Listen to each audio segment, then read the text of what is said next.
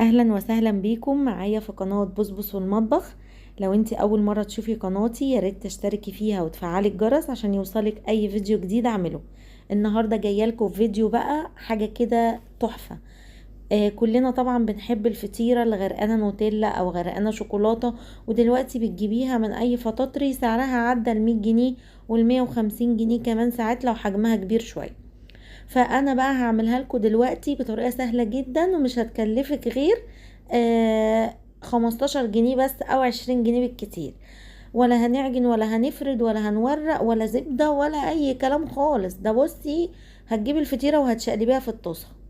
ايوه، هتجيبي الفطيره فعلا وهتشقلبيها كده في الصينيه. جبت الفطيره من عند الفطاطري اللي هو اللي بيبيع بقى المخروطه والعيش البكاكين دوا والجلاش والحاجات دي. بقى موجود دلوقتي في كل مكان. انا بقى عشان اديها كده ريحة السمنة البلدي بقى وطعم السمنة البلدي، فجبتها وحطيت على وشها كده. هي كانت طازة وكل حاجة. حطيت على وشها كده نص معلقة من السمنة البلدي وحطيتها في الفرن تسخن اكتر علشان بقى اجهز الحشو اللي احط عليه. انا عندي اللي هي كوكوتيلا او سماتيلا، او لو عندك اللي هي اي بديل بقى نوتيلا عندك. طبعا بنجيبه عشان الولاد والسندوتشات هما بيحبوا الحاجات دي قوي. خدت منه معلقتين او 3 معالق كده، وهتحطي معاها شوية زيت وترفعيها على حمام بخار كده فوق البراد او اي حاجة، بس ما يطولهاش المية خالص. وتقلبيها لغاية ما تبقى معاكي صوص شوكولاتة زي اللي انت شايفاه ده.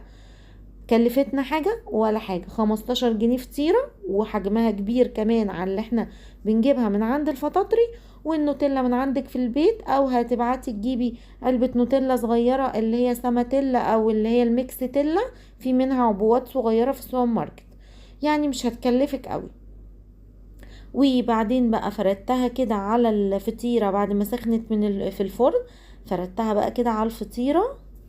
بصوا بالشكل ده وزعتها كلها. بصوا بقى الجمال والحلاوة. عملتي حاجة حلوة من بيتك وما تكلفتيش وما وقفتيش كتير ولا اي حاجة. كان عندي بقى سما نوتيلا برضو اللي هي ابيض، فقلت بقى ادلعهم حتة زيادة واحسسهم كأني لسه مشتريها من عند الفطاطري وجاية بيها بقى. كان فاضل لها بس ان انا احطها في البوكس. وحطيتها بقى كده عليها، اديتها شكل زي اللي بنجيبها بالظبط. تحفة جدا، مش عايزة اقول لكم كان طعمها جميل. والنوتيلا بقى حاطين نوتيلا بضمير كده وطرية وحلوة وطعم. معلقة السمنة دي على فكرة بتفرق جدا يا جماعة. بجد حطوها وقلبوها على الناحية التانية وسخنوها كويس. شايفين بقى، انا مش هتكلم على الفطيرة، هي مش بتاعتنا الفطيرة. هي مورقة وحلوة وطعمها طري وجميلة وزي الفل. هاتي بس انت الفطيرة من عند اي حد كده واعملي بقى الطريقة اللي انا وريتها لك دي، وكلي احلى فطيرة بالشوكولاتة من بيتك. يا رب يكون الفيديو عجبكم، وما تنسوش بقى لايك كتير للفيديو عشان الكل يستفاد، وشاركيه كمان مع اصحابك عشان تعملي الفطيرة الجنان دي في بيتك وتنبسطي انت وولادك. مع السلامة.